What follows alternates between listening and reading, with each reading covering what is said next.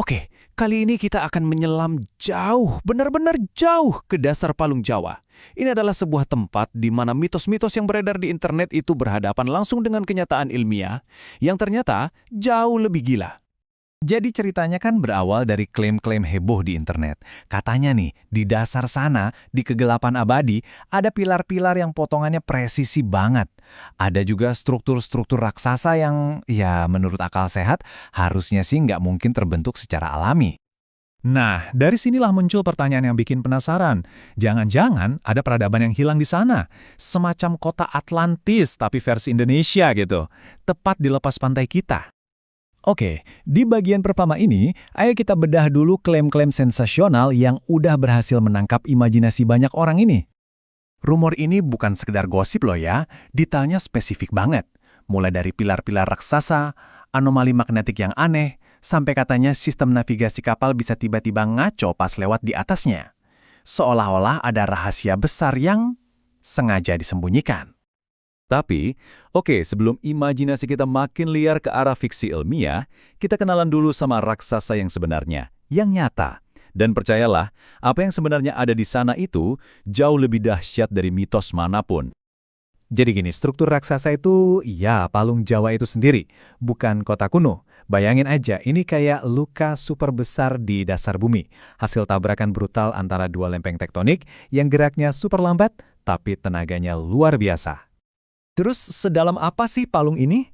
Di titik paling dasarnya, kedalamannya itu menukik tajam sampai nyaris 7.500 meter. Gila kan? Biar kebayang nih ya, kalau kita cemplungin Gunung Everest ke situ, gunung tertinggi di dunia itu bakal tenggelam sepenuhnya. Dan puncaknya itu masih ketutup air sedalam 2 kilometer. Ini baru nunjukin betapa masifnya skala yang lagi kita omongin. Kedalaman segitu tuh udah masuk zona hadal. Namanya aja dari Hades, dewa dunia bawah. Dan memang cocok banget. Lingkungannya super ekstrim. Tekanannya itu bisa ngeremukin baja semudah kita ngeremukin kaleng soda. Rasanya lebih kayak di planet lain deh, bukan di bagian dari bumi. Nah, sekarang kita masuk ke bagian yang paling menegangkan. Palung ini bukan cuma lubang dalam biasa. Ini adalah mesin pembuat gempa raksasa di dasar laut. Penyebabnya apa? Namanya proses subduksi. Gampangnya gini, lempeng Indo-Australia itu terus-terusan tanpa henti didorong nyungsep ke bawah lempeng Eurasia. Pelan-pelan sih, cuma sekitar 6-7 cm per tahun, tapi non-stop. Dan proses ini nggak mulus sama sekali. Bayangin kayak gini. Lempeng Indo-Australia terus didorong, tapi ujungnya malah nyangkut ke kunci gitu. Nah, selama ratusan tahun, energi di situ numpuk terus, kayak per raksasa yang ditekan sampai pol. Dan pas kunciannya akhirnya patah, boom, lempeng yang di atas mental balik, ngelepasin semua energi itu dalam satu hentakan. Itulah yang kita sebut gempa megatrust. Poin pentingnya apa? Pertarungan di dasar laut ini efeknya langsung ke kita di darat. Inilah yang memompa magma ke gunung-gunung api di Jawa dan Sumatera, yang jadi bagian dari cincin api itu. Dan getarannya, yaitu gempa yang kita rasakan. Dan ada satu hal yang bikin para ilmuwan khawatir banget. Ada satu area di palung ini yang disebut celah seismik. Kenapa? Karena area ini terlalu tenang. Justru keheningan ini yang bahaya. Artinya, kemungkinan besar area itu lagi terkunci dan lagi numpuk energi super besar buat, ya, satu gempa dahsyat di masa depan.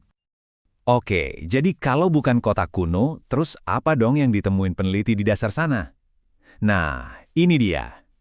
Kenyataannya, jauh lebih aneh dari mitos manapun.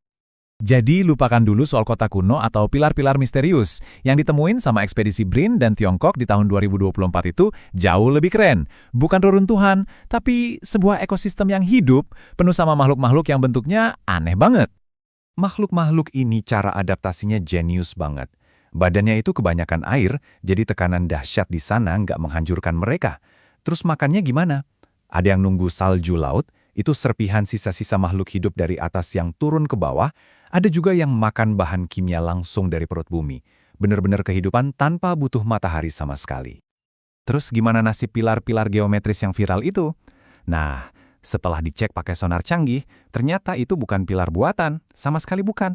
Itu cuma tumpukan batu dan lumpur yang acak-acakan.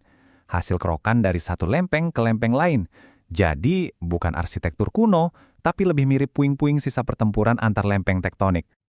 Sampailah kita di bagian akhir. Di sini kita bisa lihat kan, kebenaran ilmiah itu mungkin kelihatannya berantakan. Nggak serapi cerita konspirasi. Tapi justru disitulah letak keajaibannya. Intinya, kita tuh nyari-nyari makam kuno yang sepi. Yang ketemu malah pabrik geologi raksasa yang lagi kerja lembur, yang terus-menerus ngebentuk planet kita. Dan ini jadi bukti betapa luar biasanya kehidupan itu bisa bertahan. Jadi cerita yang paling bikin kita melongo itu ternyata bukan soal Atlantis atau alien, tapi soal kekuatan alam yang nyata, yang ada di halaman belakang rumah kita. Kekuatan yang sama yang bisa bikin gempa dan letusan gunung, tapi di sisi lain juga bisa menciptakan kehidupan di tempat yang kita kira mustahil. Jadi pertanyaan akhirnya bukan lagi ada rahasia apa di dalam palung itu. Pertanyaannya sekarang buat kita semua, raksasa ini ada di halaman belakang kita. Kita yang hidup persis di sebelahnya, udah siap belum untuk menghadapinya?